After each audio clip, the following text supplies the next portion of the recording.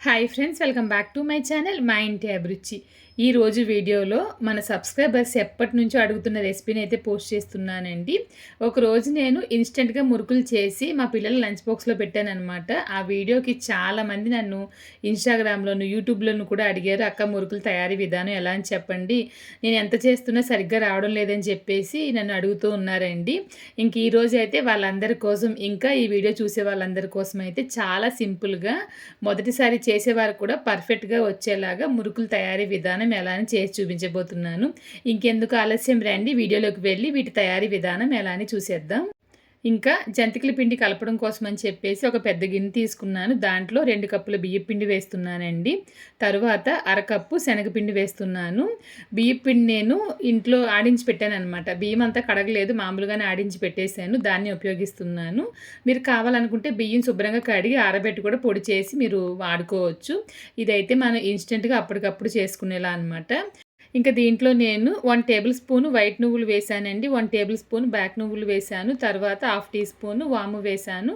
చాలా కొంచెంగా చిటికెడు వంట సోడా వేసానండి. అది ఆప్షనల్ అనమాట, వద్దనుకుంటే వదిలేయచ్చు. తర్వాత 1 టేబుల్ స్పూన్ కారం వేసాను. తర్వాత రుచికి తగినంత ఉప్పు వేసానండి. కారం అయితే చాలా పర్ఫెక్ట్గా సరిపోతుంది, ఎక్కువ అవ్వదు తక్కువ అవ్వదు అనమాట. టేస్ట్ కూడా చాలా బాగుంటుంది. ఇంకా అన్నీ వేసిన తర్వాత బాగా కలపాలండి.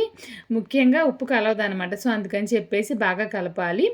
కలిపిన తర్వాత దీంట్లో 2 టేబుల్ స్పూన్లు ఆయిల్ వేస్తున్నానండి. మామూలు ఆయిల్ అన్నా వేసుకోవచ్చు, వేడి చేసిందైనా వేసుకోవచ్చు. నేనైతే మామూలు ఆయిలే వేస్తున్నాను. వేసిన తర్వాత మళ్ళీ బాగా కలపాలి.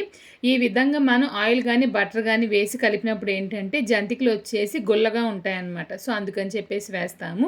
ఇంక తర్వాత చూసారంటే దీంట్లో వేనీళ్ళు పోసి పిండి కలుపుతున్నాను. నేను ఉపయోగించేది పచ్చిపిండి. మీకు ఇందాక చెప్పాను కదా, నేను బియ్యం కడక్కండానే అలాగే మిల్లులో పట్టించేసి వాడుతున్నాను.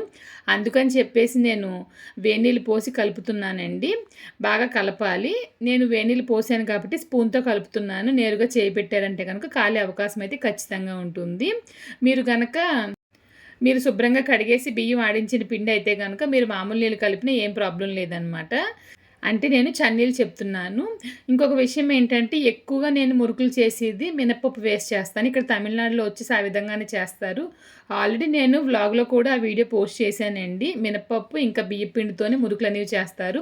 అప్పటికప్పుడు తినాలనిపించిన, లేదంటే స్నాక్స్ కోసం ఏది లేదన్నప్పుడు బాక్స్ పెట్టడానికి నేను అప్పటికప్పుడు ఈ విధంగా అయితే చేస్తాను అనమాట. టేస్ట్ అయితే ఖచ్చితంగా 2 మురుకుల్లోనూ టేస్ట్ అనేది డిఫరెంట్గా ఉంటుంది. ఇంక ఇక్కడ మీరు చూసారంటే పిండి అయితే బాగా పర్ఫెక్ట్గా కలిపేసానండి. ఈ విధంగా ఉండాలి. మరీ గట్టిగా ఉండకూడదు, అలా అని మరీ పలచగా ఉండకూడదు. గట్టిగా ఉందంటే మనం మురుకులు పిండినప్పుడు వచ్చేసి పడదనమాట. పలచగా ఉందంటే కనుక మురుకు పిండినప్పుడు ఏంటంటే చిన్న చిన్న ముక్కల కింద కట్ అయిపోయి వస్తుంది. అందుకని ఈ విధంగా పర్ఫెక్ట్గా ఉంటే సరిపోతుందండి. ఇంకా మూత పెట్టి పక్కన పెట్టేసాను ఒక 5 నిమిషాలు. నూనె మరిగేలోపు నానితే సరిపోతుందనమాట. ఇంకా నేనైతే ఈరోజు ఈ విధంగా 3 రంధ్రాలున్న ప్లేట్ అయితే తీసుకున్నానండి. మీరు కావాలనుకుంటే గనక రిబ్బన్ పకోడా కింద కూడా వేసుకోవచ్చు అనమాట. రిబ్బన్ పకోడా అంటే రిబ్బన్ మురుకు అంటారు కదా, అది అలా కూడా ఉపయోగించవచ్చు. ఇంక ఈరోజు నేను జంతికల కింద వేస్తున్నాను కాబట్టి ఇదైతే ఉపయోగిస్తున్నానండి. ఇప్పుడు దీనికి కొంచెం ఆయిల్ అప్లై చేస్తున్నా. ఈ విధంగా ఆయిల్ అప్లై చేయడం వల్ల ఏంటంటే మనం మురుకులు పిండినప్పుడు ఈజీగా డ్రాప్ అవుతాయన్నమాట. సో అందుకని చెప్పేసి ఆయిల్ అనేది అప్లై చేస్తున్నాను. ఇప్పుడు దీంట్లో మనకి ఎంత పిండి కావాలో అంత పిండి దీంట్లో ఫిల్ చేయాలండి. పిండి నింపిన తర్వాత క్లోజ్ చేసాననమాట. ఇప్పుడు నేను ఈజీ అయిన టిప్ అయితే చూపించబోతున్నాను. ఈరోజు నేను 3 రకాలుగా ఏ విధంగా మురుకులు చేయాలనేది చూపిస్తున్నానండి. చాలామందికి వచ్చేసి నేరుగా ఆయిల్లో వేయాలంటే చాలా భయంగా ఉంటుందన్నమాట. సో అందుకని చెప్పేసి మీరు ఈ విధంగా ఏదైనా ప్లేట్ లాంటిది తీసుకుని దాంట్లో వేశారంటే మీరు డ్రాప్ చేయడానికి దాంట్లో ఈజీగా ఉంటుంది. ఒక్కొక్కసారి ఏంటంటే మనం మరిగే నూనెలో మనం నేరుగా పెట్టి మనం జంతికలు పిండినప్పుడు ఏమవుతుందంటే వేడి పొగంతా చేతికి పట్టేస్తుందనమాట.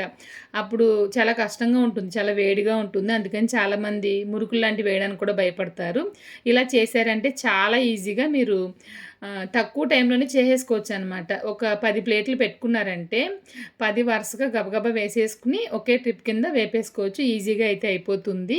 ఇంక ఇక్కడ మీరు చూసారంటే నూనె బాగా మరిగిందండి. మరిగిన దాంట్లో నేను ఈ మురుకులు అయితే వేసేస్తున్నాను.